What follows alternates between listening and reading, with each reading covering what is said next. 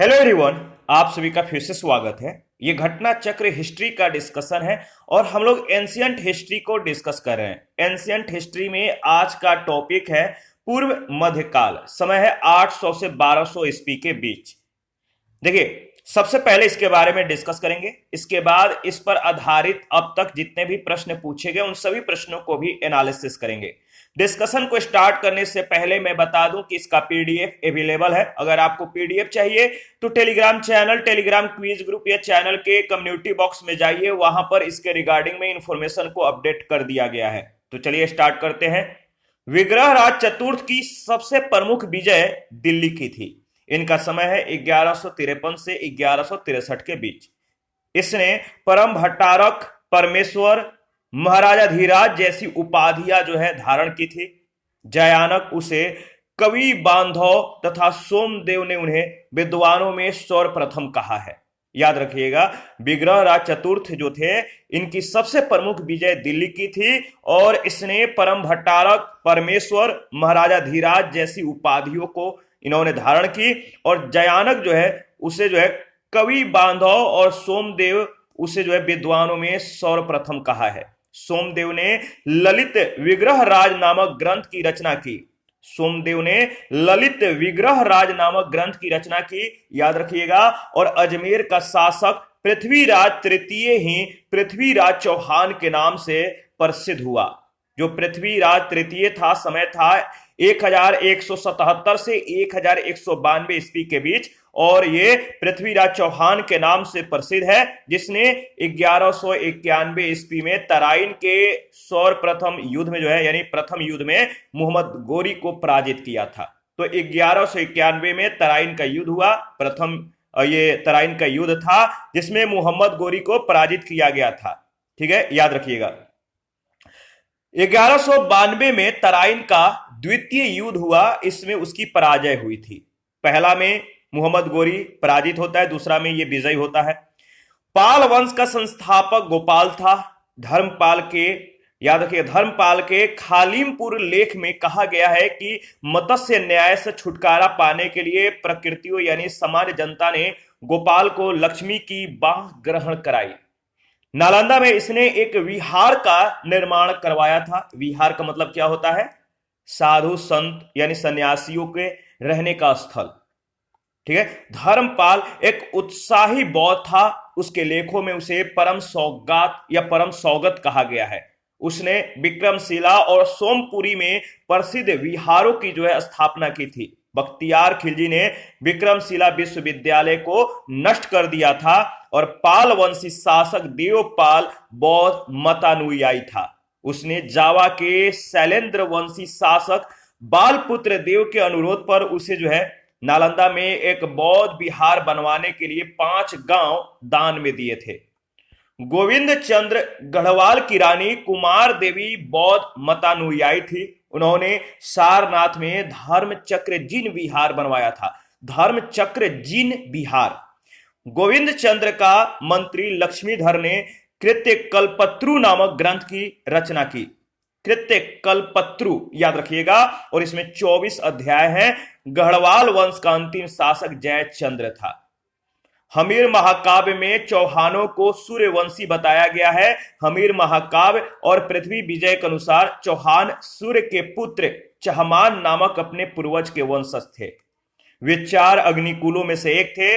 अल्लाह उदल महोबा से संबंधित थे। ये चंदेल शासक परमा आदिदेव, याद रखिएगा, परमा आदिदेव के सेनानायक थे, जो 1182 ईस्वी में, अगर बात करें तो 1182 ईस्वी में पृथ्वीराज, ध्यान रखिएगा, पृथ्वीराज चौहान के आक्रमण का डट कर जो है सामना करने के बाद ये वीरगति को प्राप्त हुए।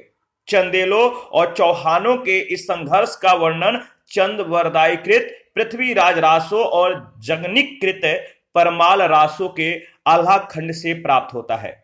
जेजाक भुक्ति बुदेलखंड का प्राचीन नाम था। जेजाक भुक्ति बुदेलखंड का प्राचीन नाम था। चंदेल वंश के संस्थापक ननुक के पौत्र जैसी या जेजा के नाम पर यह जो है प्रदेश जेजाक भुक्ति कहलाया। खजुराहो लेख में शासक हर्ष को परम भट्टारक कहा गया है। शासक धंग ने महाराजा धीराज की उपाधि धारण की थी। उसने प्रयाग के संगम में जल समाधि के द्वारा जो है प्राण त्याग दिया था। प्राचीन काल में पुंड्रवर्धन, याद रखिए, प्राचीन काल में पुंड्रवर्धन भुक्ति उत्तर बंगाल के क्षेत्र में अवस्थित थी। पाल, चंद्र और सेन राजवंशों के युग में इसके क्षेत्राधिकार का विस्तार उत्तर बंगाल के बाहर भी था। गुर्जर प्रतिहार वंश का संस्थापक नागभट्ट प्रथम था। समय है 730 से 756 के बीच। इस वंश के शासक नागभट्ट द्वितीय ने परम भट्टारक महाराजा धीराज परमेश्वर की उपाधि धारण की। मिहिर भोज प्रथम वैष्णव धर्मानुयायी था। इसने आदि वराह तथा प्रभास उपाधियां धारण की। प्रतिहार वंश का महानतम शासक मिहिर भोज था। इसका शासनकाल 836 से 885 ईस्वी था। इसके बाद महेंद्र पाल प्रतिहार शासक हुआ। इसका शासनकाल 885 से 910 ईस्वी तक रहा। महान जैन विद्वान हेमचंद्र ने सोलंकी वंश के जयसी सिद्धराज के समय में प्रमुखता प्राप्त की थी। वे उसके उत्तराधिकारी कुमार पाल के सलाहकार के रूप में उसकी सभा को अलंकृत करते थे। सेन वंश के लेखों से ज्ञात होता है कि वे चंद्रवंशी क्षत्रिय थे तथा उनका आदि पुरुष वीरसेन था। सेन वंश के शासक बल्लाल सेन ने परम भट्टारक महाराजा धीराज परमेश्वर परम माहेश्वर और निशंक शंकर आदि उपाधियों को जो है ग्रहण की। इसने दान सागर नामक ग्रंथ की रचना की। लक्ष्मण सेन सेन वंश के संस्थापक थे। इन्होंने 28 वर्षों तक जो है शासन किया था और इनके द्वारा एक नए संवत लक्ष्मण संवत का प्रारंभ किया गया। विज्ञानेश्वर, हिमाद्री और जिमुतवाहन मध्यकालीन भारत के प्रसिद्ध विधिवेता थे। विज्ञानेश्वर याज्ञवल्क्य स्मृति पर मृताक्षरा शीर्षक से जो है टीका ग्रंथ लिखा। जिमुतवाहन ने दाय भाग नामक ग्रंथ की रचना की। हेमाद्री 13वीं शताब्दी में कर्नाटक के विद्वान थे। इन्होंने आयुर्वेद के ग्रंथ अष्टांग हृदय पर जो है टीका लिखी थी। इसके अलावा इन्होंने चतुर्वर्ग चिंतामणि नामक पुस्तक लिखी और राज कार्यों के लिए नियमों पर भी इन्होंने पुस्तकें लिखी। यह भी मध्यकालीन विधिवेता ही थे। राजशेखर गुर्जर प्रतिहार शासक महेंद्र पाल प्रथम और उसके पुत्र महिपाल के दरबार में रहते थे। इन्होंने कर्पूर मंजरी, काव्य मीमांसा और विद्वशाल भंजिका और बाल रामायण, भुवन कोश, हरविलास जैसे ग्रंथों की रचना की। गुजरात का चालुक्य शासक जयसी सिद्धराज एक धर्म सहिष्णु शासक था। मुस्लिम लेखक मोहम्मद औफी का कहना है कि खंभात में कुछ मस्जिदों के लिए उसने कह सकते हैं कि 1 लाख बालोम यानी मुद्राएं दान में दी थी। खंभात में कुछ मस्जिदों के लिए उसने जो है मुद्राएं 1 लाख बालोम यानी मुद्राएं दान में दी थी। परमार शासक वाक्यपति मुंज ने मुंज सागर नामक तालाब बनवाया था। उसने श्री वल्लभ, पृथ्वी वल्लभ, अमोघ वर्ष आदि उपाधियां धारण की। उसके छोटे भाई सिंधु राज ने कुमार नारायण तथा सहसांक जैसी उपाधियां धारण की। राजा भोज परमार शासक था। परमारों का पहले शासन केंद्र उज्जैन था। इसके बाद राजधानी धार में स्थानांतरित कर दी गई। राजा भोज ने धार से शासन किया। इनके द्वारा कृत्रिम वैज्ञानिक उपकरणों पर लिखी गई प्रसिद्ध पुस्तक सम्रांगण सूत्रधार है। इस वास्तुशास्त्र से संबंधित ग्रंथ है। इस ग्रंथ में 83 अध्याय है। इसके 31वें अध्याय यानी यंत्र विधान में अनेक यंत्रों का जो है वर्णन है। सरस्वती कंठाभरण, सिद्धांत संग्रह, योग सूत्रवृत्ति और राजमार्तंड, विद्या विनोद, युक्ति कल्पत्रु और चारुचर्या इनकी अन्य प्रसिद्ध रचनाएं हैं। भोजसाल मंदिर मध्य प्रदेश के धार जिले में स्थित है। यहाँ पे वाग देवी यानी भगवती सरस्वती देवी अधिष्ठात्री स्थापित हैं। भोजशाला मंदिर का निर्माण परमार शासक राजा भोज ने संस्कृत पाठशाला के रूप में करवाया था। अब भोजशाला कमाल मौला मस्जिद परिसर में स्थित है। और गौडवहो, याद रखिए, गौडवहो कनौज के राजा यशोवर्मन के राजाश्रित कवि वाक्पति की रचना की।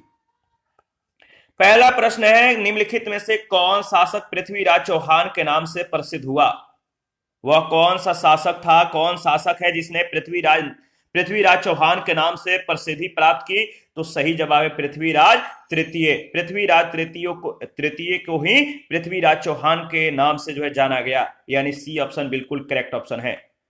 अजमेर का शासक पृथ्वीराज तृतीय ही पृथ्वीराज चौहान के नाम से प्रसिद्ध है, जिसने 1191 ईस्वी में तराइन के प्रथम युद्ध में मोहम्मद गोरी को हराया था। 1192 ईस्वी में तराइन के द्वितीय युद्ध में उसकी पराजय हुई थी। सेकंड प्रश्न, ताम्रपत्र लेख दर्शाते हैं कि प्राचीन काल में बिहार के राजाओं का संपर्क था। ताम्रपत्र जो लेख है ये दर्शाते हैं कि प्राचीन काल में बिहार के जो राजा थे, इन राजाओं का जो संपर्क था, मतलब कि किन लोगों से था, किन देशों से था। ताम्रपत्र लेख यह दर्शाता है कि प्राचीन काल में बिहार के जो राजा थे, इन लोगों का संपर्क जावा सुमात्रा से था, यानी डी ऑप्शन बिल्कुल करेक्ट ऑप्शन है। पाल वंशी शासक देवपाल बौद्ध मतानुयायी था। उसने जावा के शैलेंद्र वंशी शासक बालपुत्र देव के अनुरोध पर उसे नालंदा में एक बौद्ध विहार बनवाने के लिए 5 गांव दान में दिए थे। प्रश्न संख्या 3 है, सुवर्ण भूमि का वह राजा कौन था जिसने नालंदा में एक बौद्ध विहार की स्थापना की तथा उसके रख रखाव के लिए अपने दूत के द्वारा देवपाल से 5 गांव दान में देने के लिए प्रार्थना की? स्वर्ण भूमि का वह राजा कौन था जिसने नालंदा में एक बौद्ध विहार की स्थापना की तथा उसके रख रखाव के लिए उसने दूत के द्वारा जो है देवपाल से 5 गांव दान में देने के लिए प्रार्थना की? इसका सही जवाब हो जाएगा बालपुत्र देव, यानी सी ऑप्शन बिल्कुल करेक्ट ऑप्शन है। स्वर्ण भूमि के शासक बालपुत्र देव ने नालंदा में एक बौद्ध विहार की स्थापना की, उसके रख रखाव के लिए अपने दूत के द्वारा जो है देवपाल से 5 गांव देने के लिए प्रार्थना की थी। 4 नंबर है, गोविंद चंद्र गढ़वाल की एक रानी कुमार देवी ने धर्म चक्र जिन विहार कहां बनवाया था? गोविंद चंद्र गढ़वाल की एक रानी कुमार देवी ने धर्म चक्र जिन विहार कहां बनवाया था? सही जवाब है सारनाथ, ऑप्शन डी। देखिए, गोविंद चंद्र गढ़वाल की रानी कुमार देवी बौद्ध मतानुयायी थी। उन्होंने सारनाथ में धर्म चक्र जिन विहार बनवाया था। 5 नंबर, हमीर महाकाव्य में चौहानों को बताया गया है। हमीर महाकाव्य में चौहानों को बताया गया है, क्या बताया गया है बताइए? सही जवाब है सूर्यवंशी, डी ऑप्शन बिल्कुल करेक्ट ऑप्शन है। हमीर महाकाव्य में चौहानों को सूर्यवंशी बताया गया है। हमीर महाकाव्य और पृथ्वीराज विजय के अनुसार चौहान सूर्य के पुत्र चहमान नामक अपने पूर्वज के वंशज थे। वे 4 अग्निकुलों में से एक थे। 6 नंबर है, अल्लाह उदल किससे संबंधित थे? अल्लाह उदल किससे संबंधित थे? सही जवाब है महोबा से, सी ऑप्शन बिल्कुल करेक्ट ऑप्शन है। अल्लाह उदल महोबा से संबंधित थे। ये चंदेल शासक परमा आदि देव यानी परमल के सेना नायक थे और ये जो है 1182 ईस्वी में पृथ्वीराज चौहान के आक्रमण का डट का सामना करने के बाद वीरगति को प्राप्त हुए। चंदेलों और चौहानों के इस संघर्ष का वर्णन चंद कृत पृथ्वीराज रासो और जगनिक कृत परमाल रासो के अल्लाह खंड से प्राप्त होता है। इन दोनों का नाम याद रखिएगा, चंद कृत पृथ्वीराज रासो और जगनिक कृत परमाल रासो के अल्लाह खंड। प्रश्न संख्या 7 है, पृथ्वीराज रासो के लेखक कौन है? पृथ्वीराज रासो के लेखक कौन है? इसका सही जवाब हो जाएगा पृथ्वीराज रासो के लेखक हैं चंद बरदाई, डी ऑप्शन बिल्कुल करेक्ट ऑप्शन है। चौहान वंशी शासक पृथ्वीराज तृतीय ने राय पिथौरा के दरबारी कवि चंद बरदाई ने पृथ्वीराज रासो की रचना की। इसमें चौहानों को अग्नि कुंड से उत्पन्न बताया गया है। 8 नंबर, पृथ्वीराज विजय का लेखक कौन है? पृथ्वीराज विजय का लेखक कौन है? सही जवाब है जयानक, सी ऑप्शन। पृथ्वीराज विजय के लेखक जयानक हैं, याद रखिएगा। 9 नंबर है, निम्नलिखित युग्मों में से कौन एक सुमेलित नहीं है? निम्नलिखित युग्मों में से कौन एक सुमेलित नहीं है?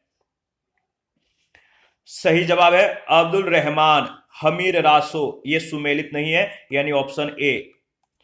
अगर बात करें तो याद रखिएगा हमीर रासो की रचना सारंगधर ने की थी, सारंगधर।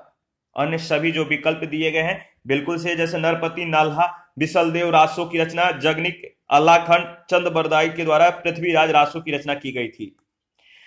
प्रश्न संख्या 10 है, निम्नलिखित राजपूत वंशों में से किसने 8वीं शताब्दी में दिल्ली का यानी दिल्ली शहर की स्थापना की थी? निम्नलिखित राजपूत वंशों में से किसने 8वीं शताब्दी में दिल्ली का शहर की स्थापना की थी, दिल्ली शहर की स्थापना की थी? सही जवाब है सी ऑप्शन तोमर वंश। 8वीं शताब्दी में दिल्ली का शहर की स्थापना तोमर वंश के अनंगपाल ने की थी। चंद बरदाई की रचना पृथ्वीराज रासो में तोमर वंश के राजा अनंगपाल को दिल्ली का संस्थापक बताया गया है। बाद में चौहान शासकों ने दिल्ली को अपने अधिकार में ले लिया। 11 नंबर है, जेजाक भुक्ति प्राचीन नाम था किसका? जेजाक भुक्ति प्राचीन नाम किसका था? बहुत बार पूछा गया, इंपॉर्टेंट प्रश्न है, कमेंट कीजिए। याद रखिएगा बुंदेलखंड का पुराना नाम यानी प्राचीन नाम जेजाक भुक्ति था, यानी बी ऑप्शन बिल्कुल करेक्ट ऑप्शन है। अगर बात करें तो जेजाक भुक्ति बुंदेलखंड का प्राचीन नाम था। चंदेल वंश के संस्थापक नन्नुक के पौत्र जयसिंह या जेजा के नाम पर यह प्रदेश जो है जेजाक भुक्ति कहलाया। 12 नंबर, धंगदेव किस वंश का शासक था? धंगदेव किस वंश का शासक था? इसका सही जवाब हो जाएगा जेजाक भुक्ति के चंदेल। धंगदेव किस वंश का शासक था? तो जेजाक भुक्ति के चंदेल। जेजाक भुक्ति के चंदेलों में धंगदेव सबसे प्रसिद्ध और शक्तिशाली राजा हुआ। वह वैदिक अथवा ब्राह्मण धर्म का अनुयायी था। इसने महाराजा धीराज की उपाधि धारण की। धंग ने प्रयाग के संगम में शिव की आराधना करते हुए शरीर का जो है अपना त्याग कर दिया था, यानी मृत्यु को प्राप्त किया था। 13 नंबर है, निम्नलिखित शासकों के नाम सही काल क्रमानुसार संयोजित करके अपना उत्तर नीचे से दिए गए कूट में चयन कीजिए। निम्नलिखित शासकों के चयन सही काल क्रमानुसार संयोजित करके अपना उत्तर नीचे दिए गए कूट से चयन कीजिए। इसका सही जवाब हो जाएगा, देखिए, यशोवर्मा, धंग, विद्याधर और कीर्ति वर्मा, यानी ऑप्शन ए बिल्कुल करेक्ट ऑप्शन है। विकल्प में दिए गए शासकों का लगभग कालानुक्रम है या कालक्रमानुसार अगर बात करें तो यशोवर्मा सबसे पहले, धंग इसके बाद, विद्याधर और इसके बाद कीर्ति वर्मा। 14 नंबर, चित्तौड़ के त्रिभुवन नारायण मंदिर को किसने बनवाया? चित्तौड़ के त्रिभुवन नारायण मंदिर को किसने बनवाया? सही जवाब है परमार राजा भोज ने। परमार राजा भोज। परमार राजा भोज ने चित्तौड़ में त्रिभुवन नारायण का जो है मंदिर बनवाया था। भोज ने अपने पुस्तकों की रचना की। इनकी रचनाओं में सरस्वती कंठभरण, श्रृंगार प्रकाश, प्राकृत व्याकरण और कुरम शतक, श्रृंगार मंजरी आदि जो है उल्लेखनीय हैं। 15 नंबर है, पुंड्रवर्धन भुक्ति अवस्थित थी। पुंड्रवर्धन भुक्ति अवस्थित थी कहां पर? तो उत्तर बंगाल में। प्राचीन काल में पुंड्रवर्धन भुक्ति उत्तर बंगाल के क्षेत्र में अवस्थित थी। पाल, चंद्र, सेन राजवंशों के युग में इसके क्षेत्राधिकार का विस्तार उत्तर बंगाल के बाहर भी था। 16, पाल वंश का संस्थापक कौन था? पाल वंश का संस्थापक कौन था? तो सही जवाब है गोपाल। पाल वंश का संस्थापक गोपाल था। पाल वंश एक क्षत्रिय वंश था। वह बौद्ध मतानुयायी था तथा नालंदा में उसने एक विहार का निर्माण करवाया था। 17, उदंतपुर शिक्षा केंद्र निम्न में से किस राज्य में अवस्थित था? उदंतपुर शिक्षा केंद्र निम्न में से किस राज्य में अवस्थित था? तो सही जवाब है बिहार में। बी ऑप्शन बिल्कुल करेक्ट ऑप्शन है। उदंतपुर जिसे उदनापुर भी कहा जाता है। प्राचीन काल में एक प्रमुख शिक्षा केंद्र था। यह बिहार राज्य में अवस्थित था। इसकी स्थापना पाल वंश के प्रथम शासक गोपाल के द्वारा की गई थी। 18 निम्नलिखित में से किसने सोमपुर महाविहार का निर्माण कराया था? किसने सोमपुर महाविहार का निर्माण करवाया था? इसका सही जवाब क्या होगा? इसका सही जवाब हो जाएगा धर्मपाल, यानी सी ऑप्शन। धर्मपाल ने विक्रमशिला तथा सोमपुरी में प्रसिद्ध विहारों की स्थापना की थी। उसकी राजसभा में प्रसिद्ध बौद्ध लेखक हरिभद्र निवास करता था। तारानाथ के अनुसार उसने 50 धार्मिक विद्यालयों की जो है स्थापना करवाई थी, स्कूलों की स्थापना करवाई थी। लेकिन राजा के रूप में उसने जो है धार्मिक असहिष्णुता एवं कट्टरता नहीं थी। तो उसने 50 धार्मिक विद्यालयों की स्थापना तो करवाई थी, लेकिन वो धार्मिक असहिष्णुता यानी वो कट्टरता उसमें लिप्त नहीं था। वो धार्मिक कट्टरता के प्रति जो है झुकाव नहीं रखता था। 19 नंबर है, विक्रमशिला नामक प्राचीन विश्वविद्यालय की स्थापना बंगाल के किस शासक ने की थी? विक्रमशिला नामक प्राचीन विश्वविद्यालय की स्थापना बंगाल के किस शासक ने की थी? इसका सही जवाब क्या होगा बताइए। बहुत ही महत्वपूर्ण प्रश्न है, बहुत बार पूछा गया है, तो याद रखिएगा सही जवाब हो जाएगा धर्मपाल। ऑप्शन ए बिल्कुल करेक्ट ऑप्शन है। देख सकते हैं आप कितना बार पूछा गया है। विक्रमशिला के प्राचीन बौद्ध विश्वविद्यालय की स्थापना बंगाल के पाल वंशीय शासक धर्मपाल के द्वारा कराई गई थी। 770 से 810 ईस्वी इसका समय है। नालंदा विश्वविद्यालय के पतन के बाद यह बौद्ध धर्म के प्रमुख केंद्र के रूप में जो है विकसित हो गया था। 20 उस पाल शासक का नाम बताइए। उस पाल शासक का नाम बताइए जिसने विक्रमशिला विश्वविद्यालय जो स्थापित किया था। उस पाल शासक का नाम बताइए जिसने विक्रमशिला विश्वविद्यालय स्थापित किया था। सेम प्रश्न सेम जवाब। इसका सही जवाब हो जाएगा धर्मपाल, ऑप्शन ए।